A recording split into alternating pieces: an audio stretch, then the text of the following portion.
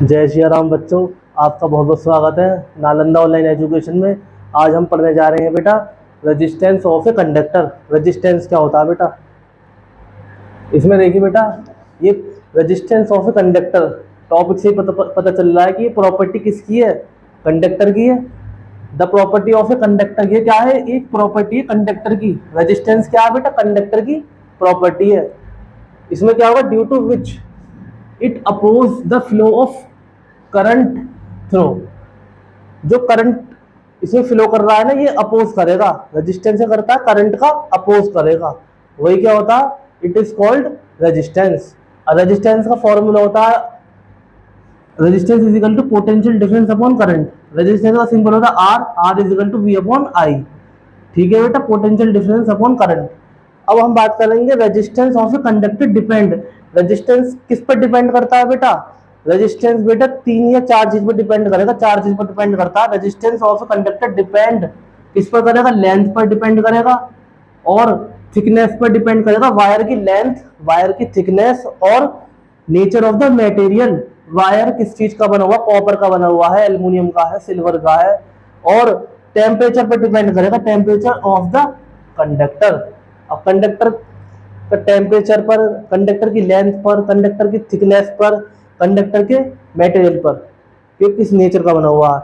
अब हम इसकी एसआई यूनिट की बात करें, the SI unit of resistance.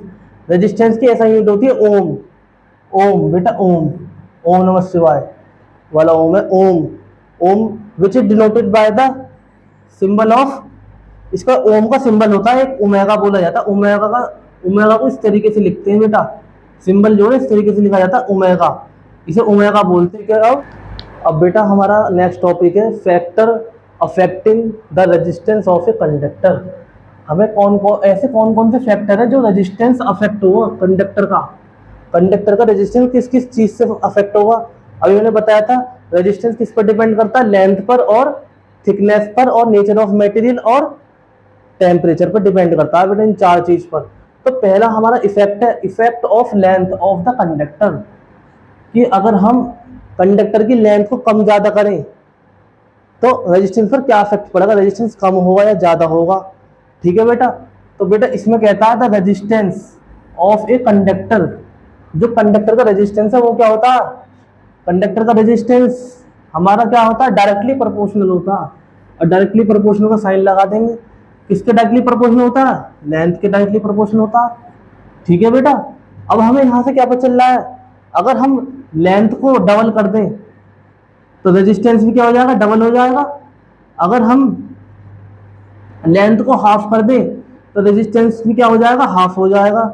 तो इससे हमें पता चलता है बेटा हमारा जो लॉन्ग वायर होता है, लंबा long wire has more resistance और short wire has less resistance. Long wire का रेजिस्टेंस क्या होगा? ज्यादा होगा। और शॉर्ट वायर का रेजिस्टेंस क्या होगा? कम होगा। और लॉन्ग वायर का क्या होगा? ज्यादा होगा। अब बेटा हमें इस चीज को प्रूव करना है। अब इस चीज को हम प्रूव कैसे करेंगे बेटा? अब हमने पता कर लिया कि शॉर्ट वायर का क्या होता है? रेजिस्टेंस कम होता है। और उसका क्या होता है? थिक लॉन्ग वायर का रेजिस्टेंस ज्यादा होता है। इस चीज को समझने बेटा, अब हम इस चीज को हम प्रूव करने की बेटा लेंथ को बढ़ाने रेजिस्टेंस क्यों बढ़ जाता है। ठीक है बेटा, अब इसके लिए हम एक कंडक्टर मान लेते हैं, ये कंडक्टर है। ठीक है बेटा, इस तरीके से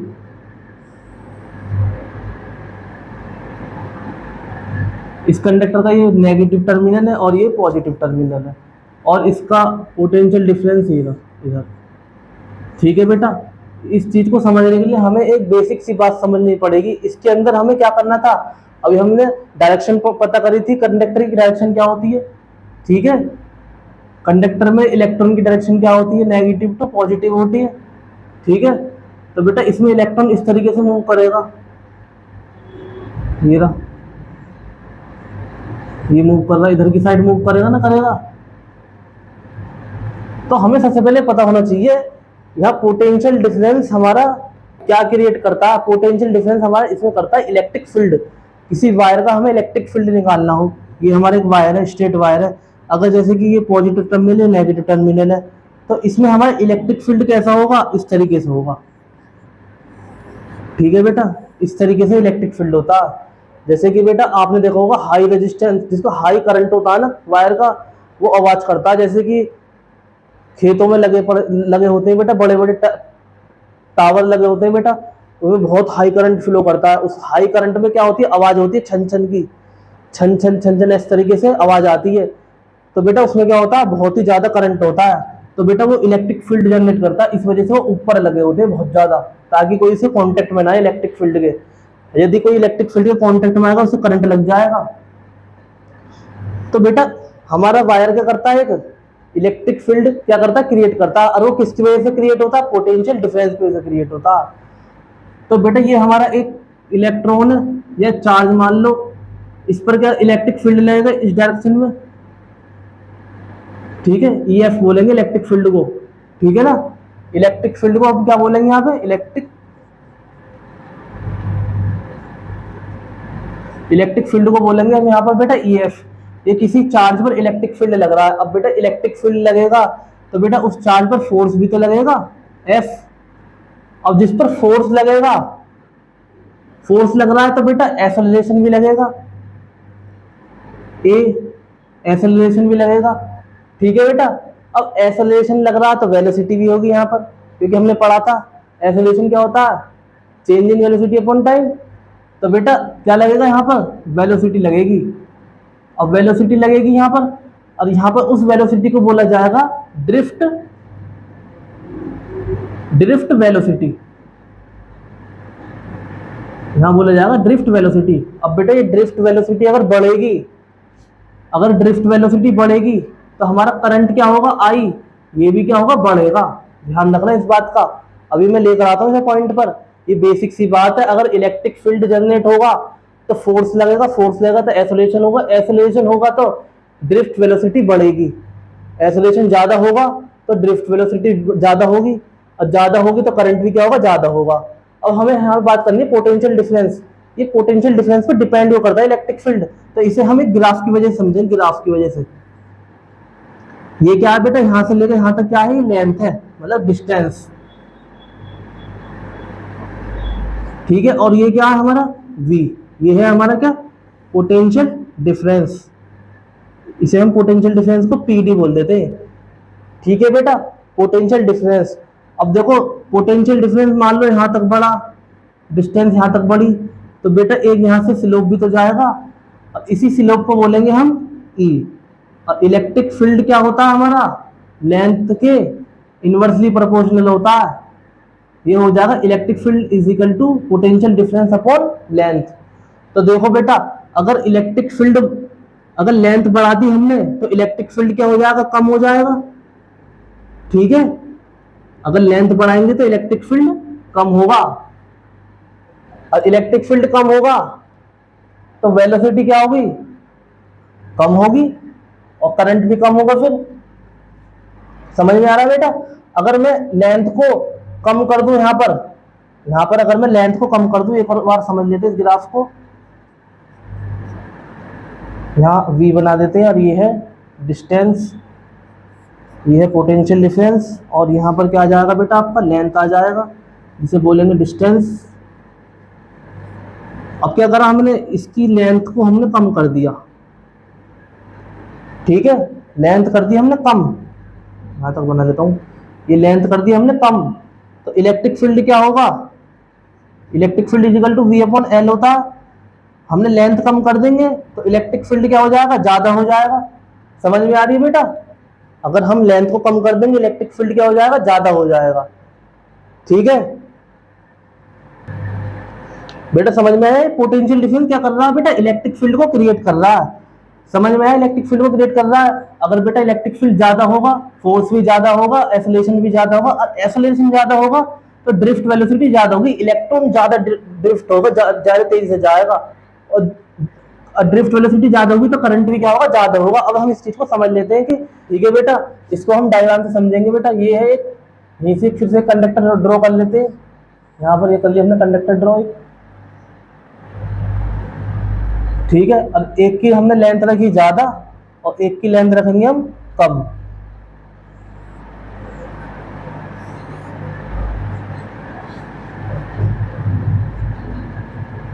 अब देखिए यहाँ पर हमें क्या चीज हमें सेम रखनी है। यहाँ पर हमारा पोटेंशियल डिफरेंस क्या रहेगा, पोटेंशियल डिफरेंस हमारा क्या रहेगा, सेम रहेगा। पोटेंशियल डिफरेंस क्या है हमारा, सेम। पोटेंशियल डिफरेंस क्या है हमारा, पीडी, सेम है। और मटेरियल भी क्या रहेगा, मटेरियल भी क्या रहेगा, सेम रहेगा बेटा।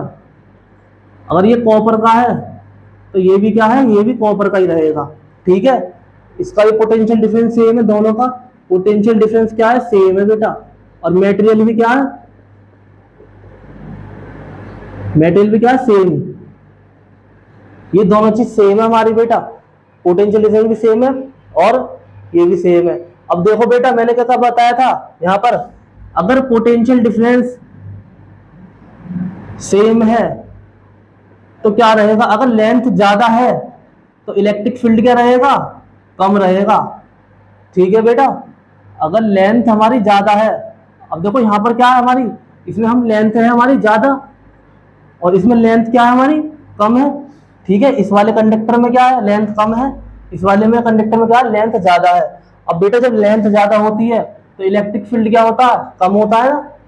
तो इलेक्ट्रिक फील्ड इसमें हम बनाएंगे कम, EF, इलेक्ट्रिक फील्ड। अब देखो लेंथ हमारी क्या है, कम, इलेक्ट्रिक फील्ड क्या होगा, ज्यादा। ठीक है बेटा, इलेक्ट्रिक फील्ड क्या होगा, ज्यादा। ये EF, देखो इलेक्ट्रिक फील्ड हमने ज्यादा बना दिया, एरो ज्यादा बड़ा बनाया, इसमें एरो छोटा बनाया। तो इलेक्ट्रिक फील्ड क्या है इसमें ज्यादा और लेंथ क्या है इसमें कम। समझ में आ रही है बात। अब बेटा इलेक्ट्रिक फील्ड कम है तो फोर्स भी क्या होगा, फोर्स भी क्या होगा, कम होगा। और यहाँ का फोर्स, यहाँ फोर्स क्या होगा, ज्यादा होगा। ठीक है, अब फोर्स कम है, इसमें देखो फोर्स कम है तो एक्सेलरेशन भी क्या होगा हमारा, कम होगा। अब एक्सेलरेशन कम होगा तो ड्रिफ्ट वेलोसिटी भी क्या होगी हमारी, कम होगी। अब ड्रिफ्ट वेलोसिटी कम होगी, इलेक्ट्रॉन कम ड्रिफ्ट होगा। ठीक है बेटा, करंट अगर हमारा कम है तो रेजिस्टेंस क्या होगा, ज्यादा होगा। अब देखो अगर हमारा करंट ज्यादा है तो रेजिस्टेंस क्या होगा, कम होगा। ठीक है बेटा, समझ में आ रही है बात। रुकावट कम आएगी, करंट ज्यादा होगा। अगर करंट कम होगा तो रुकावट ज्यादा आएगी। ठीक है, तो इस बात को हम समझ लेते हैं ओम्स लॉ से बेटा। V हमारा क्या होता है, डायरेक्ट ओम्स लॉ क्या बताता है, V पोटेंशियल डिफरेंस क्या होता है, डायरेक्टली प्रोपोर्शनल होता है करंट के। ठीक है, तो क्या होगा इसमें पोटेंशियल डिफरेंस, इसे डायरेक्टली प्रोपोर्शनल के साइन को हटाने के लिए क्या लगाते हैं, रेजिस्टेंस। तो V is equal to R into I. तो बेटा यहाँ से अगर हमें R निकालना हो, R इजिकल टू आई के चला जाएगा, V के नीचे चला जाएगा तो V इज अपॉन आई हो जाएगा। तो देखो बेटा यहाँ पर क्या हुआ, रेजिस्टेंस हमारा क्या है, इनवर्सली प्रोपोर्शनल है करंट के। अगर हम करंट बढ़ाएंगे तो रेजिस्टेंस क्या घट जाएगा। देखो क्या करा हमने, यहाँ करंट बढ़ाया तो रेजिस्टेंस क्या हुआ, घटा ना घटा। अगर हम करंट को घटाएंगे तो रेजिस्टेंस क्या होगा, बढ़ेगा। ये हमने यहाँ पर प्रूव कर दिया इस बात को। ठीक है बेटा, ठीक है बेटा, अगर हमारा लेंथ ज्यादा है तो रेजिस्टेंस क्या होगा, ज्यादा, करंट कम होगा। ठीक है, ये चीज हमने प्रूव कर दी है। तो बेटा effect of length of a conductor आपको समझ में आया होगा कि शॉर्ट वायर का क्या होता है, लॉन्ग वायर का क्या होता है। ठीक है बेटा, शॉर्ट वायर का रेजिस्टेंस क्या होगा, शॉर्ट वायर का रेजिस्टेंस क्या होगा, कम होगा। और लॉन्ग वायर का रेजिस्टेंस क्या होगा, ज्यादा होगा। ये हमने प्रूव कर लिया है ड्रिफ्ट वेलोसिटी से। ठीक है, अब हमारा नेक्स्ट टॉपिक है बेटा effect of area of cross section. Effect of area of cross section of the conductor. Conductor के क्रॉस सेक्शन पर क्या इफेक्ट पड़ेगा कंडक्टर के। तो इसमें देखो the resistance of a conductor, जो कंडक्टर का रेजिस्टेंस है, the resistance of a conductor, ये क्या होता है, रेजिस्टेंस जो होता है ये क्या होता है, इनवर्सली प्रोपोर्शनल होता है, inversely proportional to its area of cross section. मतलब एरिया के क्या होगा, इनवर्सली प्रोपोर्शनल होगा। अगर एरिया बढ़ा देंगे तो क्या होगा, रेजिस्टेंस क्या होगा, घट जाएगा, उल्टा करेगा। अगर इसे कम कर देंगे तो ये ज़्यादा हो जाएगा। तो देखिए बेटा हमने क्या करा, थिक वायर, थिक वायर का क्या होता है, लेस रेजिस्टेंस होता है। ठीक है बेटा, थिक वायर का क्या होता है, लेस रेजिस्टेंस होता है। थिन वायर का क्या होता है, मोर रेजिस्टेंस होता है। अब हम इस चीज को हम प्रूव करना है। ये प्रूव कैसे होगा, इसके लिए हम क्या करेंगे बेटा, दो कंडक्टर ड्रॉ करने पड़ेंगे हमें, दो कंडक्टर।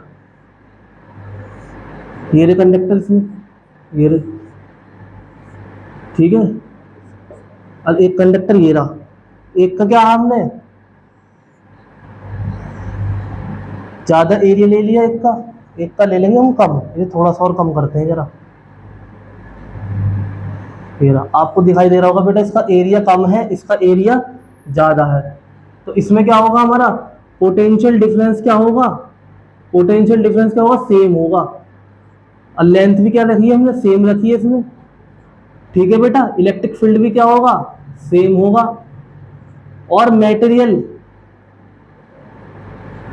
भी क्या होगा, सेम होगा बेटा इसमें हमारा। और भी चीज सेम होंगी, ठीक है। तो हमने क्या करा, इसमें पोटेंशियल डिफरेंस ले लेंगे कि यहाँ पर V, और इसमें भी क्या ले लेंगे सर, पोटेंशियल डिफरेंस ले लेंगे V। इस चीज को हमें प्रूव करना है कि एरिया घटाएंगे, एरिया बढ़ाएंगे तो रेजिस्टेंस घटेगा क्यों, इस चीज को प्रूव करना है। अब हम यहाँ पर क्या करेंगे, एक क्रॉस सेक्शन एरिया ले लेंगे, यहाँ पर ये रहा, ठीक है बेटा। और यहाँ पर क्या करेंगे, एरिया ले लिया यहाँ पर। अब यहाँ से क्या करेगा, इलेक्ट्रॉन निकलेगा बेटा, ये निकलेगा यहाँ से इलेक्ट्रॉन, ये निकलेगा यहाँ से, ये रहा। और यहाँ से क्या निकलेगा, ए निकलेगा, ये निकलेगा, ये निकलेगा। अब देखिए इधर, ये रहे इलेक्ट्रॉन, इसमें बहुत सारे इलेक्ट्रॉन यहाँ से निकल के जाएंगे, इधर आ जाएंगे इलेक्ट्रॉन निकल कर, ठीक है बेटा। अब देखो यहाँ एरिया ज्यादा है, एरिया ज्यादा है यहाँ पर, इस वाले में क्या है, एरिया ज्यादा है, इस वाले में क्या है, एरिया कम है। अब एरिया ज्यादा है तो यहाँ से इस क्रॉस सेक्शन से हम यहाँ देख रहे हैं कि कितने इलेक्ट्रॉन यहाँ से इधर चले जाएंगे। यहाँ पर इलेक्ट्रॉन क्या जा रहे हैं, ज्यादा जा रहे हैं, मतलब चार्ज जो है हमारा ज्यादा निकलेगा, यहाँ से पास होगा, यहाँ से ज्यादा पास होगा चार्ज। अगर चार्ज ज्यादा पास होगा तो करंट क्या होगा हमारा, ज्यादा होगा, ठीक है। और देखो यहाँ पर क्या हो रहा है, हमारे यहाँ से क्या होने, चार्ज कम निकल के जाएंगे, चार्ज यहाँ से इधर कम पास होंगे क्योंकि जगह कम है, ठीक है। चार्ज का कम है, कम ज्यादा, करंट क्या होगा यहाँ पर, कम होगा। और आपको पता है बेटा, करंट कम होता है तो रेजिस्टेंस क्या होता है, वही ओम्स लॉ लगा दो। ओम्स लॉ का formula V is directly proportional to I। अब प्रोपोर्शनल का साइन हटाएंगे तो क्या लगेगा, रेजिस्टेंस लग जाएगा। और ये रेजिस्टेंस क्या हो जाएगा, R is equal to V upon I हो जाएगा। अब देखो यहाँ पर करंट क्या है, ज्यादा, करंट क्या है यहाँ पर ज्यादा, तो रेजिस्टेंस क्या हो जाएगा, कम हो जाएगा। देखो बेटा, रेजिस्टेंस तो ऑब्वियसली कम ही हो जाएगा। अब देखो करंट ज्यादा है, रेजिस्टेंस कम है, करंट कम है तो रेजिस्टेंस क्या हो जाएगा, ज्यादा हो जाएगा। भाई रुकावट ज्यादा हो रही है एरिया की वजह से, इस वजह से रेजिस्टेंस ज्यादा हो गया, और यहाँ पर रेजिस्टेंस कम हो जाएगा, इलेक्ट्रॉन ज्यादा पास होगा, चार्ज ज्यादा पास होगा। अब देखिए बेटा हमारा क्या होता है यहाँ पर, ये जो R होता है ना, R इनवर्सली प्रोपोर्शनल होता है क्रॉस सेक्शन के। R जो होता है हमारा क्रॉस सेक्शनल के इनवर्सली प्रोपोर्शनल होता है, अभी हमने पढ़ा था डेफिनेशन से, ठीक है बेटा। अब देखिए यहां पर क्या हो रहा है, अगर हम R क्या है ज्यादा तो एरिया क्या है कम, देखो यही चीज है, एरिया क्या है यहाँ पर कम, R ज्यादा है, तो ये प्रूव हो चुका है बेटा। और देखो बेटा यहाँ पर, अगर देखो हम यहाँ पर R क्या है हमारा इनवर्सली प्रोपोर्शनल होता है एरिया के, क्रॉस सेक्शन लिख लेता हूं चलो, ठीक है बेटा। अब देखो यहाँ पर रेजिस्टेंस क्या है कम, तो एरिया क्या होगा ज्यादा। अब देखो एरिया क्या है ज्यादा, हो गया प्रूव, ठीक है बेटा। थर्ड टॉपिक हमारा effect of nature of material of the conductor. हमारे मटेरियल पर रेजिस्टेंस का मतलब क्या इफेक्ट पड़ेगा, ठीक है बेटा। तो बेटा हम इसमें दो मटेरियल लेंगे, जिंक और कॉपर, ये दो मटेरियल है, इसका पोटेंशियल डिफरेंस भी क्या सेम है। पोटेंशियल डिफरेंस क्या है हमारा, V क्या रहेगा, सेम रहेगा, और इसका भी क्या रहेगा, V सेम रहेगा। पोटेंशियल डिफरेंस सेम है, ड्रिफ्ट वेलोसिटी भी सेम है, लेंथ भी सेम है, क्रॉस सेक्शन भी सेम है, ठीक है बेटा, सब चीज सेम है बेटा। अब हम क्या करेंगे, इसमें यहाँ एक एरिया मान लेंगे क्रॉस सेक्शन का, जहाँ से हम इलेक्ट्रॉन को पास होते हुए देखेंगे कि यहाँ से कितना इलेक्ट्रॉन पास हो, कितना कम होगा। अब इसमें क्या होगा, जिंक में जिंक में क्या होता है बेटा, Zn। जिंक क्या करता है बेटा, जिंक का एक एटम, जिंक का जो एक एटम होता है ना, वो दो इलेक्ट्रॉन को लूज करता है। जिंक का एक एटम लूज करेगा, लॉस करेगा दो इलेक्ट्रॉन का।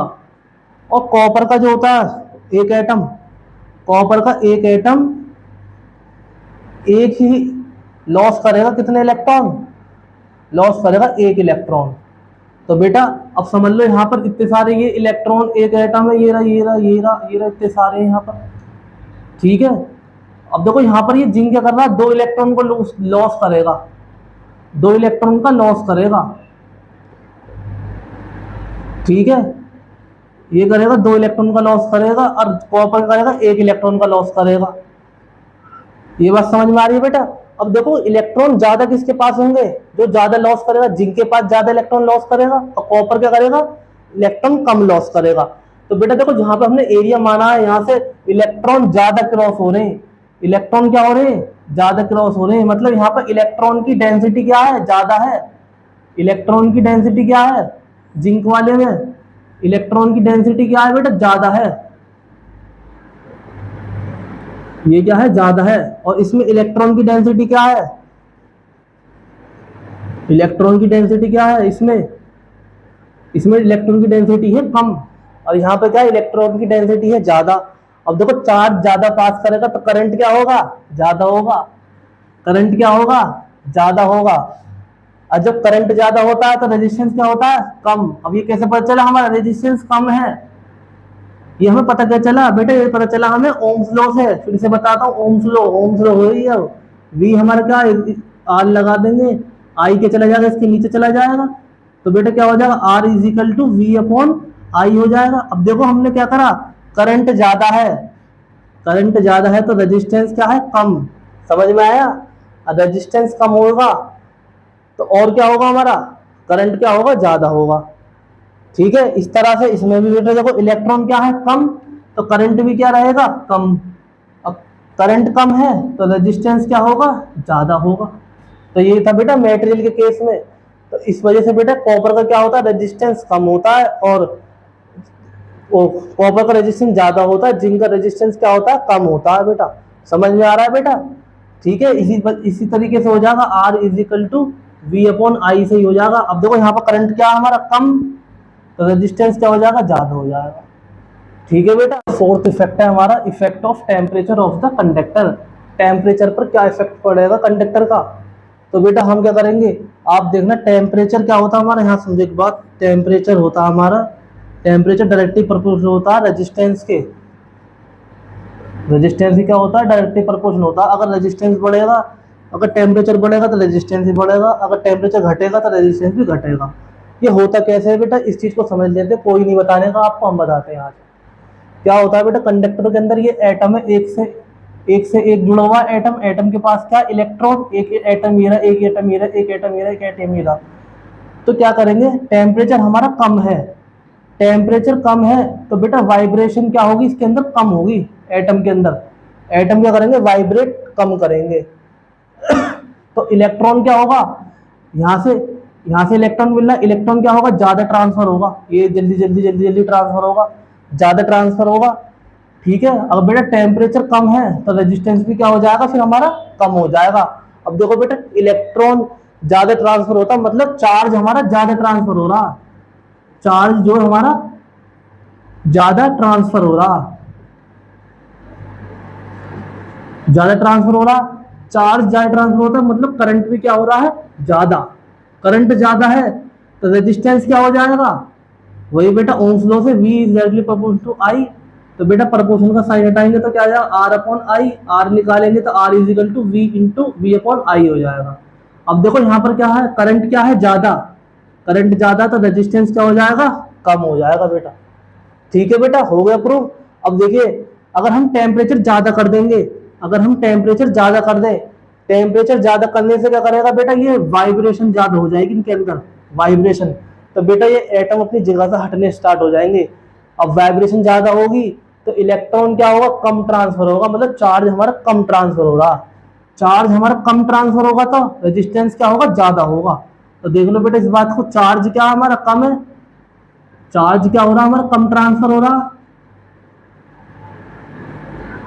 तो मतलब करंट क्या हो रहा है हमारा, कम ट्रांसफर हो रहा। तो आर क्या होता है, R is equal to V upon I according to Ohm's law. Current हमारा कम है तो रेजिस्टेंस क्या होगा, ज्यादा होगा। देखो बेटा ये होगा प्रूव हमारा, रेजिस्टेंस क्या होगा, ज्यादा होगा। तो बेटा इस वजह से हमारा इफेक्ट पड़ता है टेम्परेचर का। बेटा अब हमारा नेक्स्ट टॉपिक है रजिस्टिविटी। रजिस्टिविटी क्या होती है, रजिस्टिविटी एक फंडामेंटल प्रॉपर्टी है। Resistivity is a fundamental property. किसकी है बेटा, ये मेटेरियल की प्रॉपर्टी है। ये किसकी प्रॉपर्टी है, मेटेरियल की प्रॉपर्टी है। दैट मेजर, ये मेजर करेगी, किसको मेजर करेगी, इलेक्ट्रिक करंट को मेजर करेगी। वो हाउ स्ट्रांगली इट रजिस्ट, वो कितना इलेक्ट्रिक करंट को रोक रहा है। ठीक है बेटा, how strongly it resist electric current, कि वो इलेक्ट्रिक करंट को कितना रोक रहा है, ये होता है बेटा रजिस्टिविटी। अब आपने पढ़ा था बेटा रजिस्टिविटी डिपेंड किस पर करती है, टेम्परेचर और मेटेरियल पर डिपेंड करती है रजिस्टिविटी। रजिस्टिविटी किस पर डिपेंड करती है, resistivity depend on temperature and material, materials पर डिपेंड करेगी बेटा। ठीक है ना। अब इसमें एक फॉर्मूला क्या होता है रजिस्टिविटी का, तो हाँ आपने पढ़ा था। अब क्या करेंगे हम, एट फिक्स्ड टेम्परेचर, टेम्परेचर हम करेंगे फिक्स्ड, टेम्परेचर कम ज्यादा नहीं, टेम्परेचर फिक्स्ड होना चाहिए। फिक्स्ड टेम्परेचर पे क्या होता था हमारा, रेजिस्टेंस इज डायरेक्टली प्रोपोर्शनल होता था लेंथ के, और रेजिस्टेंस हमारा इनवर्सली प्रोपोर्शनल होता है एरिया के। इसे इक्वेशन 1 मान लो, इसे इक्वेशन मान लो 2। दोनों को कंबाइन करेंगे तो R directly proportional L upon A के हो जाएगा बेटा। अब इस डायरेक्टली प्रोपोर्शनल को हटाने के लिए हम लगाते हैं बेटा आर इज इक्वल टू रो।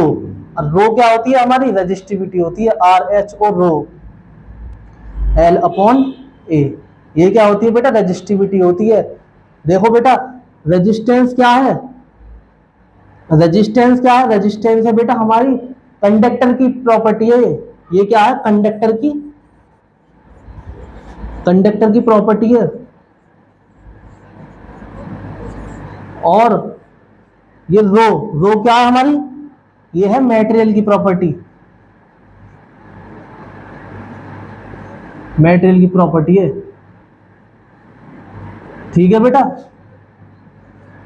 ये मटेरियल की प्रॉपर्टी है, कंडक्टर की प्रॉपर्टी होती है बेटा रेजिस्टेंस की। ठीक है ना बेटा। अब हम नेक्स्ट वीडियो में पढ़ेंगे बेटा। और इसमें एक चीज और होती है, ये क्या होती है, ये कंडक्टर की एक्सटर्नल प्रॉपर्टी होती है, एक्सटर्नल प्रॉपर्टी होती है। और ये क्या होती है, मटेरियल की इंटरनल प्रॉपर्टी होती है बेटा, जो हम देख नहीं सकते, इंटरनल प्रॉपर्टी होती है। इंटरनल प्रॉपर्टी क्या होगी, मटेरियल और टेम्परेचर क्या है, इसकी इंटरनल प्रॉपर्टी है। और एक्सटर्नल प्रॉपर्टी क्या होती है, रेजिस्टेंस की लेंथ, एरिया, ये सब क्या है, एक्सटर्नल प्रॉपर्टी है। ठीक है बेटा, ये होता है आपका रजिस्टिविटी। और रजिस्टिविटी हम आंखों से नहीं देख सकते, हमने भी पढ़ा था रेजिस्टेंस पे लेंथ पे इफेक्ट पड़ रहा था, एरिया पर।